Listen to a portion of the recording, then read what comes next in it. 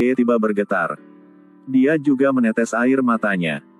Ternyata dia baru saja mendengar bahwa adik laki-lakinya mengalami kecelakaan di AS. Dia ingin melarikan diri dari penjara untuk membalas dendam. Pria itu tiba-tiba berdiri. Dapatkan perhatian penjaga penjara. Lalu dia mengambil semangkuk nasi di atas meja. Menyerang polisi penjara. Suara pertempuran menyebabkan lebih banyak polisi datang. Mengelilinginya. Pria itu dipukuli pingsan. Tapi ini rencananya. Polisi membawanya ke sebuah ruangan kecil. Lalu gantung dia terbalik. Bersiap untuk memberinya pertandingan. Tiba-tiba dia membuka matanya. Kalahkan pria di depannya. Selanjutnya, ambil penjaga penjara lainnya dengan kakinya dan dorong dia ke bawah. Pada akhirnya dia menggunakan inersia tali yang menggantung kakinya. Berurusan penjaga penjara. Selanjutnya dia menemukan kuncinya. Pegang kuncinya dengan mulutnya. Setelah membuka borgol, dia menggedor pintu besi. Jangkau dan cekik penjaga penjara. Ancam dia untuk membuka pintu. Kemudian kenakan seragam polisi dan pergi. Bahkan ketika seseorang lewat, dia sangat tenang. Tidak ada yang mendeteksinya. Kemudian dia mengambil sebuah sepeda dan bersiap untuk meninggalkan penjara. Hasilnya disimpan oleh penjaga. Hei, kemana Anda pergi? Pergi ke arena pacuan kuda, saya punya menerima intelijen pertandingan ketiga. Apakah Anda memiliki intelijen? Beritahu saya apa. Saya harus pergi. Pada saat yang sama, penjaga penjara juga menemukan bahwa dia melarikan diri dari penjara. Bergegas keluar untuk bersiap menekan bel peringatan. Pada saat ini gerbang penjara terbuka. Pria itu sedang mendorong sepeda untuk pergi. Tiba-tiba bel peringatan berbunyi. Penjaga itu buru-buru menghentikannya. Taruhan untuk saya, terima kasih. Seperti itu. Dia melarikan diri dari penjara tepat di depan orang banyak. Lalu dia bergegas ke Amerika. Ingin bertanya kepada sopir taksi di mana adik dia tinggal untuk menemukan bukti. Tetapi pengemudi menggunakan alasan meninggalkan pekerjaan untuk menolaknya. Tak berdaya, dia harus memecahkan kunci taksi. Tepat ketika saatnya untuk pergi. Seorang gadis tiba-tiba masuk ke dalam mobil. Katakan padanya untuk cepat pergi. Ternyata seseorang mengejarnya di belakang. Lihat kecantikannya. Pria yang mengendarai mobil itu tidak ragu-ragu. Hanya teknik mengemudinya yang membuat orang yang duduk di belakang takut merinding. Untungnya, akhirnya mencapai tempat sukses. Wanita yang tahu dia adalah pencuri mobil. Tapi pun tidak laporkan ke polisi. Setelah keduanya berpisah. Dia pergi ke rumah adiknya sendirian. Rumahnya sangat rapi. Tidak ada tanda-tanda perkelahian. Lihat gambar di dinding. Ternyata namanya Han. Pernah menjadi petugas polisi Tiongkok. Karena menanggung kejahatan atas nama ayahnya, dia harus masuk penjara. Kemudian dia pergi ke pemakaman adiknya. Ketika ayahnya melihatnya muncul, dia sangat terkejut. Han buru-buru bertanya kepada ayahnya penyebab kematian adiknya. Tapi akhirnya, dia menyadari sang ayah memiliki masalah. Ternyata beberapa hari yang lalu, adiknya tiba-tiba muncul di bar yang dijalankan oleh orang kulit hitam.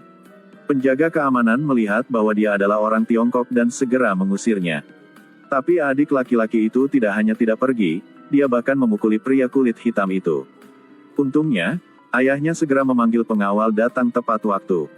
Kita tidak perlu datang ke sini untuk membuat masalah. Ayo pergi. Meskipun adiknya pergi dengan selamat. Tapi keesokan harinya, kematian yang mendebarkan di ambang pintu. Sang ayah curiga ini ada hubungannya dengan bos kulit hitam itu. Karena orang Tiongkok dan kulit hitam dulu berbagi pelabuhan yang sama. Meskipun kedua belah pihak memiliki hubungan kerja sama. Tapi itu juga sangat umum untuk memiliki konflik. Jadi kematian adik itu kemungkinan terkait dengan bos kulit hitam. Setelah mengetahui kejadian itu, Han menekan tombol pemutaran desktop adiknya. Mendeteksi panggilan terakhir adiknya. Memanggil toko pakaian. Pemilik toko itu adalah gadis yang dia ajak bicara pagi ini, Tris. Dan dia adalah putri dari bos kulit hitam. Jadi Han mengandalkan petunjuk untuk menemukan rumah Tris. Jelaskan masalah itu kepada Tris. Tapi Tris mengatakan bahwa desktop di toko selalu digunakan oleh kakaknya. Jadi adik laki-laki Han dan kakak Tris pasti punya rahasia. Tepat saat ini, bos kulit hitam mengirim seseorang untuk melindungi Tris. Han berpura-pura menjadi pengirim dan pergi. Tapi bawahan juga bukan idiot. Segera menyadari bahwa ada sesuatu yang tidak biasa tentang Han. Panggil orang untuk menghentikan dia. Tapi 2 detik kemudian, orang kulit hitam itu menganga.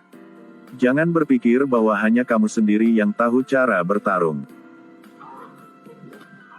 Dipukuli hingga membuat dahinya terkelupas. Mereka tetap tidak akan menyerah. Panggil seseorang untuk mengunci gerbang. Kali ini Han menarik tali dari ikat pinggangnya. Ikat mereka semua.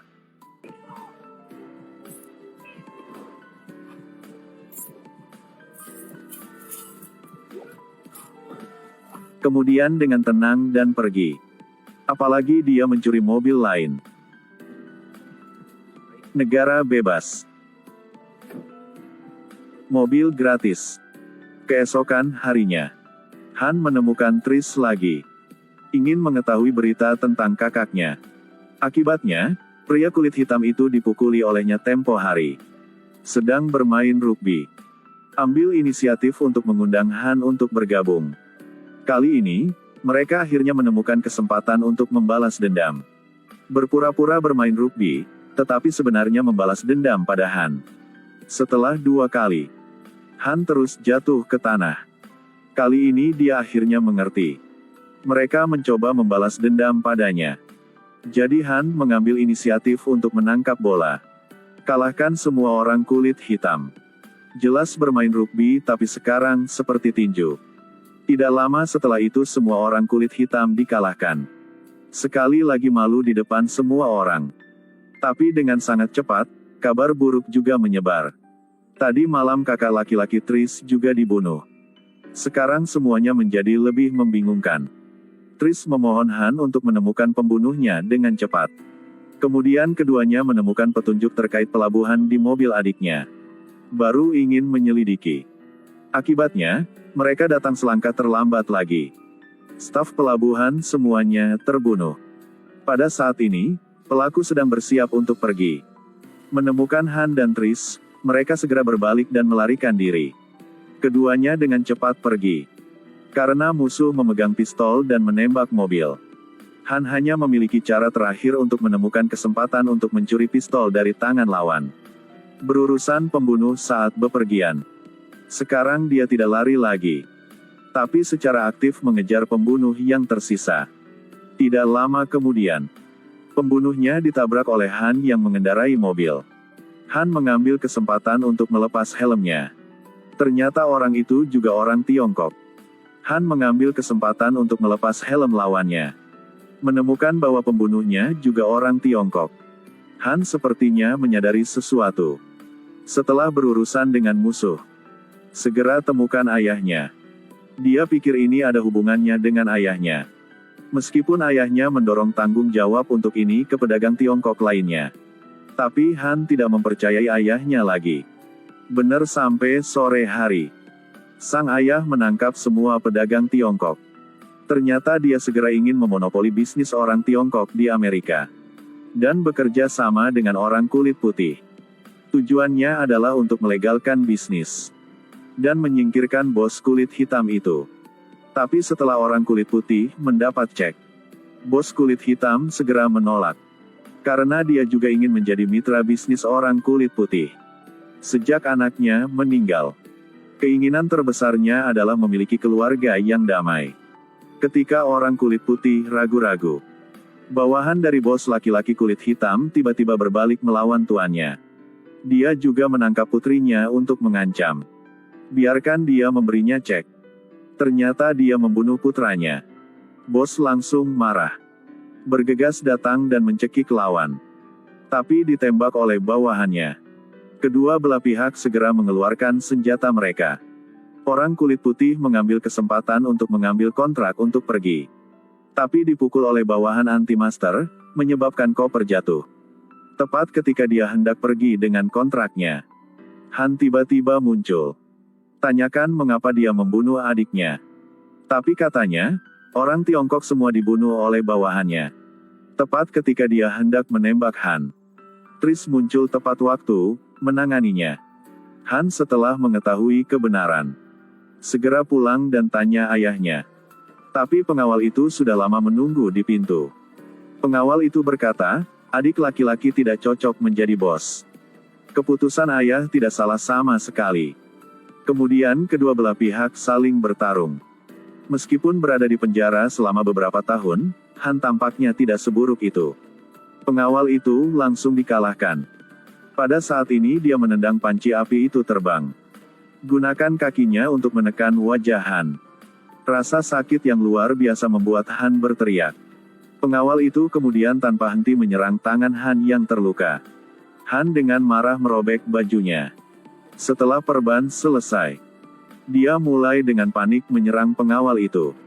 Pada akhirnya, menggunakan satu pedal mematahkan tulang belakang pengawal itu. Kemudian dia menemukan ayahnya.